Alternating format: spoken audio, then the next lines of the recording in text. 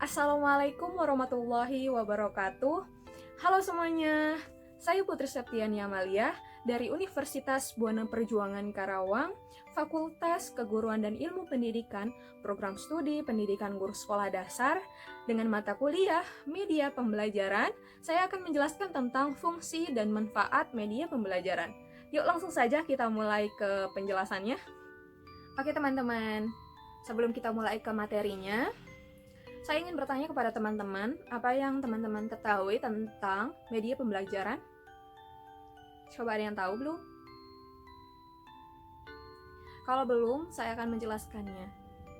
Media pembelajaran adalah suatu alat komunikasi yang digunakan dalam proses pembelajaran untuk membawa informasi berupa materi ajar dari guru kepada murid, sehingga murid menjadi lebih tertarik untuk mengikuti kegiatan pembelajaran. Jadi media pembelajaran itu sebuah alat untuk berkomunikasi tentang pelajaran yang akan diberikan oleh guru tersebut kepada anak muridnya ya. Oke teman-teman, kita lanjut ke materi selanjutnya tentang fungsi media pembelajaran. Di sini saya akan menjelaskan tentang ada 4 fungsi media pembelajaran. Yang pertama, fungsi atensi, yang kedua fungsi afektif, yang ketiga fungsi kognitif, yang terakhir, yang keempat fungsi kompensatoris. Oke teman-teman, nah kita mulai ke materi yang pertama tentang fungsi. Saya akan menjelaskan tentang fungsi atensi. Fungsi atensi adalah media pembelajaran berfungsi untuk menarik perhatian siswa dan mengarahkan perhatian siswa untuk berkonsentrasi kepada isi pelajaran. Jadi seperti yang ada di gambar contoh. Nah, gambar ini merupakan fungsi atensi atau guru memberikan sebuah media pembelajaran di mana media pembelajaran ini menjadi pusat perhatian kepada anak-anak agar anak-anak bisa berkonsentrasi dalam pelajaran tersebut. Yang kedua, tentang fungsi afektif. Fungsi afektif adalah media pembelajaran berfungsi untuk menggugah emosi dan sikap siswa, seperti yang ada di gambar contoh. Nah, gambar ini merupakan guru yang sedang bercerita atau bisa dibilang mendongeng dengan buku, dan siswa pun mendengarkan. Guru pun berekspresi tentang bagaimana isi cerita tersebut dan siswa pun mendengarkan sangat khusyuk ya teman-teman. Seperti itu. Oke, lanjut ke fungsi yang selanjutnya tentang fungsi kognitif. Fungsi kognitif adalah media pembelajaran berfungsi untuk memahami dan mengingat informasi atau pesan yang terkandung dalam gambar. Seperti yang ada di gambar ini. Fungsinya yakni media pembelajaran itu mengingat ya teman-teman, mengingat kembali apa yang telah diajarkan. Jadi misalkan anak-anak ini apa? Ini handphone bu, fungsinya untuk apa? Untuk berkomunikasi dan lain sebagainya. Nah itu gunanya media pembelajaran untuk mengingat kembali agar anak lebih paham gitu. Kita lanjut ke fungsi yang terakhir, yakni tentang fungsi kompensatoris. Media pembelajaran berfungsi untuk mengakomodasikan siswa yang lemah dan lambat menerima dan memahami isi pelajaran yang disajikan dengan teks atau disajikan secara verbal.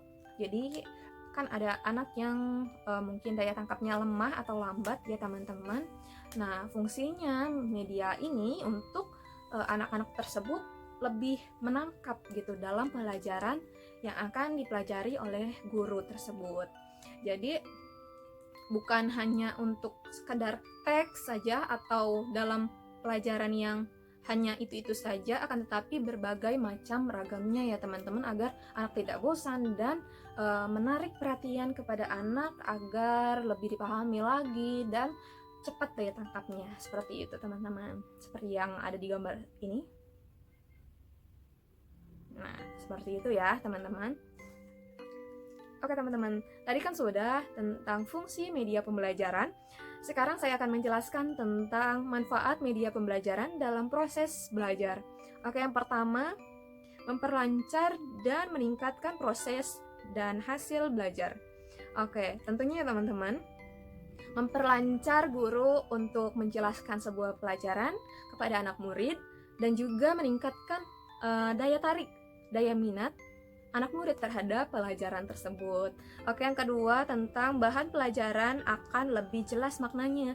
Oke, misalnya bahan pelajaran kita sedang belajar tentang materi matematika gitu. Materi matematika ini menggunakan media pelajaran matematika juga tentunya ya.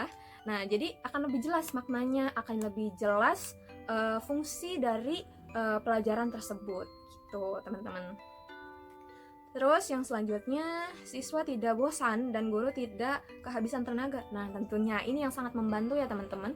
Siswa tidak bosan karena pelajaran yang hanya menggunakan teks saja, hanya menggunakan membaca saja, atau guru hanya menjelaskan saja. Akan tetapi terkadang siswa pun tidak mendengarkan dan guru pun menjadi agak kesal ya teman-teman. Nah, fungsinya media pembelajaran ini atau manfaatnya juga itu tentunya lebih memudahkan guru dan siswa juga ya teman-teman.